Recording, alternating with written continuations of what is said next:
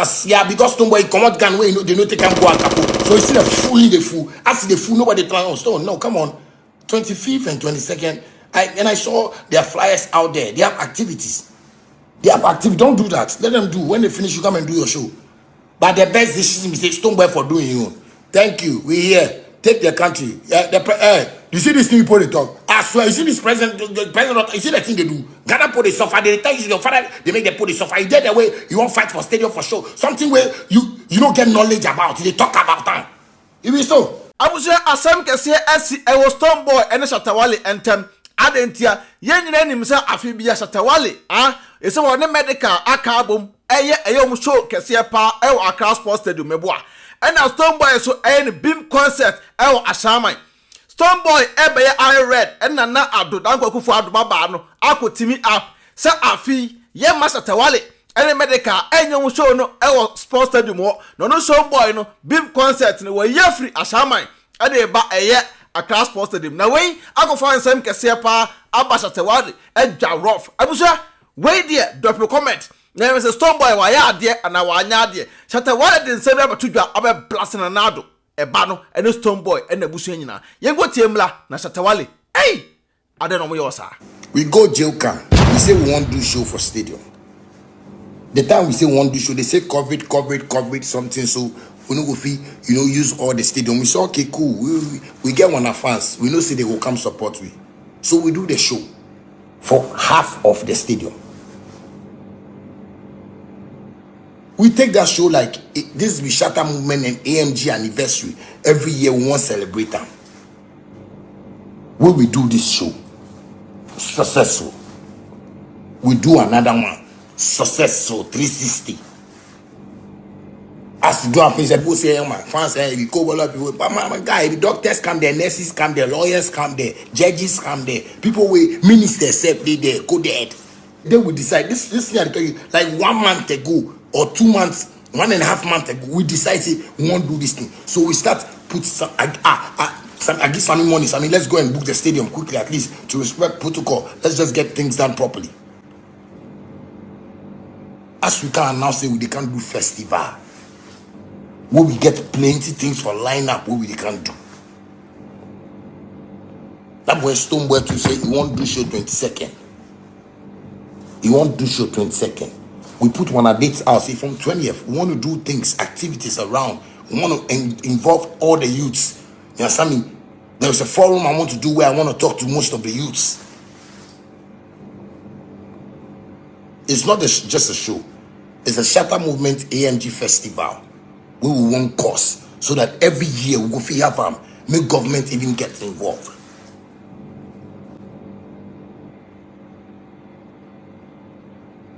We dey go meetings. Even today, where they say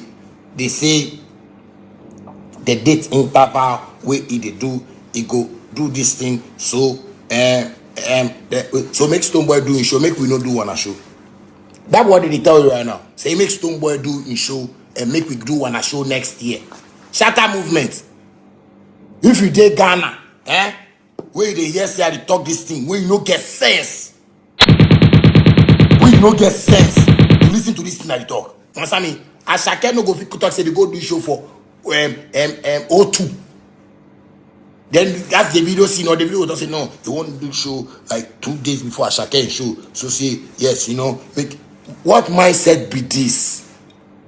Like we dey sick for this country, or we no be okay. Me I no dey feel lie. Me I can't lie to my fans. You understand me? And see if this nonsense going to go on for this country, and big men going to sit down and going to watch this thing like this. Boss, people, country, I tell people, if something happen, make nobody can call me and say, if me I cause that thing, because as this thing they go on, as I they do this video, as I they talk, nobody go even see the sense in which I they talk about until it happen. Then somebody go up and say, oh, Shatta Wale said what? Even I made a take the stone, somebody go take the stone and chew one. Even if you made a take the green grass big bread. If they finish again, they go fish shit for the packed up and take me pancake. They called Lord Come and Lord Come. Lord Come only asked me about one show preparation where they tell us so. We won't even pay for that. Lord Come, he called Prof to make say Charlie. He here say Stoneboy they want to do show for them. It will be chaotic a little bit. Shatta and Stoneboy there. Everybody know for this country. Yeah, because Stoneboy come out gun way, they know they can go and capo. So you see the fool in the fool. I see the fool, nobody plan on Stone. No, come on. 25th and 22nd. I saw their flyers out there. They have activities. Don't do that. Let them do. When they finish, you come and do your show. But the best decision is Stoneboy for doing you. Thank you. We here. Take the country. You see these people they talk. I swear, you see this president, you see the thing they do. Ghana put the suffer. They tell you your father, they make the put the suffer. You get the way you won't fight for stadium for show. Something where you don't get knowledge about. They talk about them. If it's so, people go there. If it's so, if people decide, say you know go make we do show for the stadium. Because Stoneboy say won't do show for the stadium. Make people do and see how many people they will go there. If like make people gather yourself from your family to family members. If like make people do rally, people go see the wrath of God. If people like that, yeah, you want me to say God the work. Watch the happening. Usra yen na go tie Shatta Wale anum nsema na Shatta Wale nsema na wo kana chese ohia esesie bi yam baabi adenta adwempan me kasa the Stoneboy sabi wakwhye na Nana Addo bai kena se Accra Sports Stadium no one friend ni pakra kohwe so ne emfa ho ema Stoneboy edin adwempan aka Enkratam King Kong aka Fufokin aka be ma yemfa ne yere ni manye fom aka mutua na omatiam Mr No Pressure with my chair pressure by the befa na sa friend Mr International Man ye kasa kire wiase na bi so kasa kire monamfo obaso me ka fo tap send ed amount tap edwuma de ku a omaso ya snap so send this kafra mo no na de ko Ghana tap na me kan for da amount first time app na be here a promo code adwenepahene na obogu menya discount kama na me kan for Stoneboy Enterprise e be your pop kama ye de amount all type of painting bia so Stoneboy be de e be amount e ban dance bo pass so there and Destiny Roofing and Steel Trusses Destiny so be board down so kama ye de e da amount abusa wo so the we Shatta Wale ebu afu pa dia na sabi Ghana na angasa Shatta Wale angasa so ye village champion be say the village champion no nyina no e say ono ntimi ntu kwan na Ghana kro na otim so a ade a wa ye project of Destiny no so a ye say Jeffrey nsem abusa Shatta Wale hiampa ibo pa Shatta Wale hiampa ibo because o Shatta Wale a one bena boy mo what you say ene si so bena boy kra Shatta Wale ene ye dey etimi future na Ghana for cry dey hu no but nei Shatta Wale Ghana for fa na nya hwe ade ntina sabi Shatta Wale edi e kan sa show yi aba sa afi bia no one medical organize mo ye do mo ye sa show kese December bia o for Christmas kan say Accra Sports Stadium e no mo ye na Accra Sports Stadium na Shatta Wale ene medical what e so tan kwadwo no yi na America too Shatta Wale ene medical show ye mo ye o man ne be twice just say eji ba bia na si there is a Stoneboy say wani mbrade a Stoneboy sa I read ne de obeja you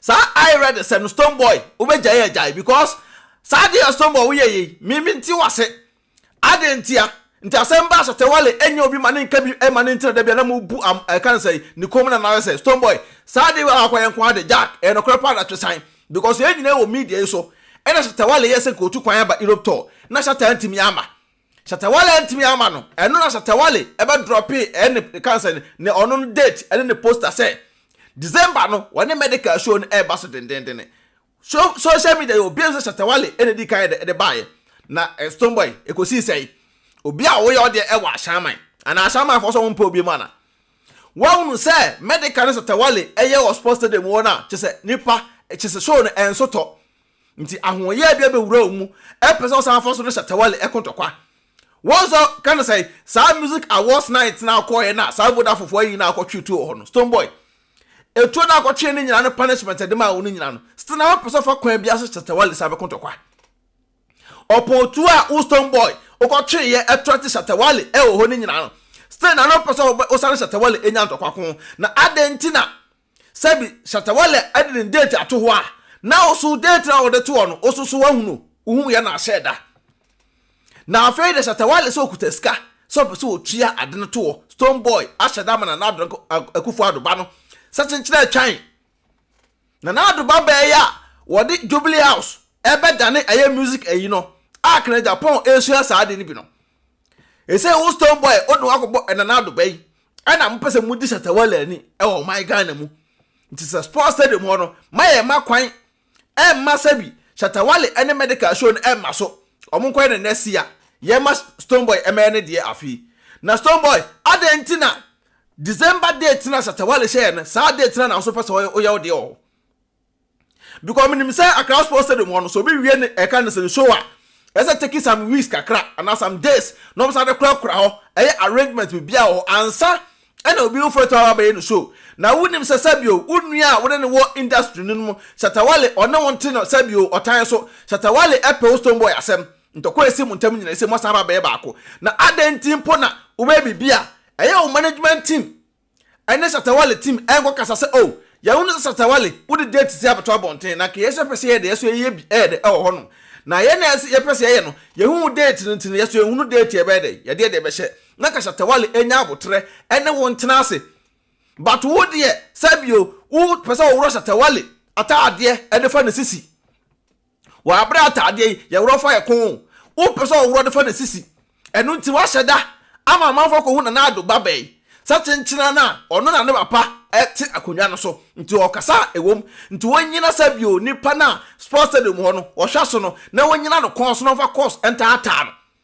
na yengi sa date ni fa man Stoneboy wa anya de no kro de ba akopɛ me adwempan de Shatta Wale ya de na nya meka kire no o ya de na ya meka kire Stoneboy sa ani bre na wo mu no jai meka kire wo ani bre hunhum bi e wo Stoneboy mu a metena se dwene wa mente ase because Stoneboy sa ani bre hunhum ni wo mu a adenta Shatta Wale atimi de date ato Shatta Wale aye ne poster aboboboka Shatta Wale wanya nko ade saa asem wo se de Shatta Wale odi pem Stoneboy odi for complete ma bu okun for ha because saa no ma we se na ekokoso o my Ghana mo saa de we e na mo sabio industry no odo bia nim no saa de Nigeria enkoso ho because won say unu na certain date December a oba ye ne show oba ye ne program e ho na wo sa date na no ozo pese so kokoye ode ho wa bra wonua na di kan start wo ho yenye mi Shatta Wale na di kan start Stoneboy asama for some omumpa bi mana enye asama na so la wo bim concert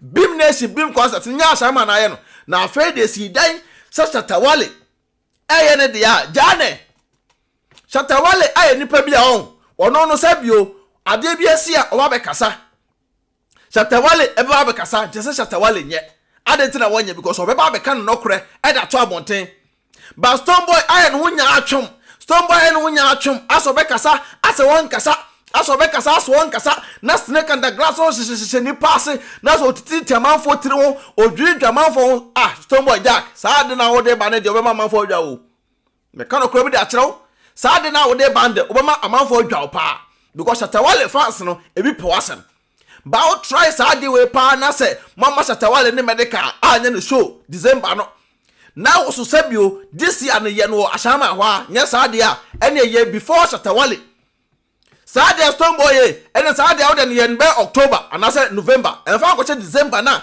Shatta Wale aya na say when December kra ye the first week of December what time Shatta Wale de data ba bon ten we abro wo trimpa wo Stoneboy we ka Rasta for the enkente sa Rasta for the kadwum ye kan but sa de pa na wo de cross Shatta Wale no Stoneboy me catch say why anya de kra no kra de ba akopɛ why anya de because sabio so odo wo montam a odo na wo montam no ese ka wo man show wa ha sa odo no ese wo man show wa nta Nigeria for no koso sene mu no Stoneboy ozo person for so ado bo David do mu na nkrofo no stay na bebia na ojina tama onya hit song baako oni eka say Billy Man ebe onyu baako be hit e no an free okra Stoneboy onyu bia no e ko ba bia biem jaya ni bre no Stoneboy jaya ni bre sem na wo ye no na Shatta Wale on deserve sa de ni free ho mama Shatta Wale e matra social media e mebobom se jata e ma Shatta Wale e me kasa rough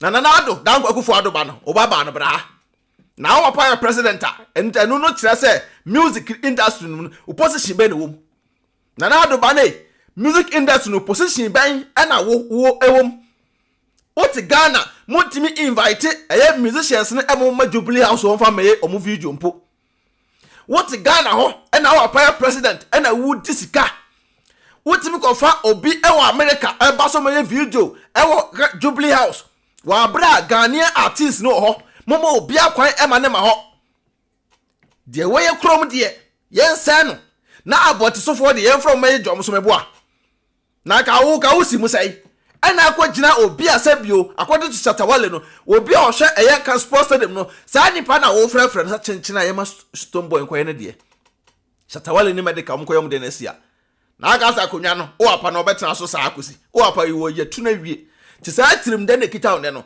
wo apa onto so bi ma wonya saa tirim de bi mu wo apa te akonwa no so ntina mo jeje wo so wo ka asem bia na ya ka se yo ai na apa na te so na apa na te so papa no tukwa hwe se enne se papa no nte so akofre nipa na hwe sports stadium no se obeje show no every obi nsem da kwakoma obi a se anya atwenu munyai Stoneboy jai ma Shatta Wale onye no show umpe dimbo basa bia jai because one way ye na so ka se me beam nation na okokọ na se bi Shatta ma Shatta Wale Stoneboy wo show na be ye oka ye be bo hu da wura ma show na ye oka me adwempan na meka se me hunu se Shatta Wale wona monka se Shatta Wale no me confirm me hwe na se wo Stoneboy no se ye hunu se Shatta Wale a o mudi ka don posters ba bonten se Shatta Wale anya Nana Addo ba no timi convince omo na eje sa date in the man was Stoneboy show na be ye oka me bo wachi rough me ka no kreda akiraw because Shatta Wale on deserve sa ade we say mfiri ho Shatta Wale deserve sa ade we mfiri me bo wachi rough show na be ye oka nipa bi ama obi no be ba because ade we say nka mo ka bom krampo e na we ni date we na we date we ya ka Shatta Wale fans for we ba amna e kama ka aso Shatta Wale ya ni also fans for ye de ebeko na ka mo nyina ma ye baako ani bre any bay kan enti no wonu di kan de ade ba bonten saa date na wo so ko nti wo wura na tade afa na sisi Stoneboy mon kan Stoneboy saa adwempan na madwa no rough saa de we de wa anya ade medu wesia edin e ya adwempan Shatta Wale ko akon ato yam nyankopon na nanu bedu asema ma okeka ekem ti ase wonye but me de me hunu se eno abede ebeyi Stoneboy yesterday obia nya sa wo show no ebeye ka peace out Addo, mi kokro ma ba o. Namba to ko edo he ma. Mi wo fa bie mo se me send ni ska wo Ghana. Ma me na so wo fa send ni ska ni kwa so kokro. Na me ye ne den. Tina fi send there. E kwa bet na me. Me announce tap nka. Dia. Tap send. Na no so ye dia. Apo aba obia da no dugu no phone so. Na wo dey register the send ska kofi. Ayente na hwe. Sir. Na wo kwa mo ti ko trace extra. Ma me sraw. Me kan for tap send amount. So you so iPhone and also betam no app store no download the go phone so Android phone so no Google Play no download the go phone so mesrew and I will send this so mesrew o first transaction be no we so we hear promo code no so ba adwempan hene e the go yes ntimpacho wo bogu a wo Europe kwa da wo benya €5 free before the some party for some can put tap send at amount wo America so Canada dia mama $10 to miss now men ha oba ho for say enkwa bonte no bi akwaso pe mpacho wo biara no na eko some kwa kwa bonte de man download this see atena fie mpacho na relax no one say mpie kwa bonte bi mi hu say me kwa bonte mama na ade a am de krompo ni say first for no musu credit card nko a ene de tap pola amount mo say dikanfo obehu ye mobo wo se unsu normal bank card utimi de register SMS ka kofi asem atadwe ya tedene ti tap aba ama hiafo se send this kan ko Ghana na rate no so kama yenche bi bia mama mesraw me ka fa ma on se wani age ni anu ni me ro ye bad power and tentem ti mesraw promo code bogum na ho hia me adempan ai na nya €5 free ano mo Canada so ni US so so benya $10 say your day me ade afo de uni se me na tap ya kama tap send abusia rate mo hene adwempahene otwa supre kwabrafo waye kwa bibrim han bafo otwa burumu wode putupuriye buraburu ma mansan wo fufuo tom tibi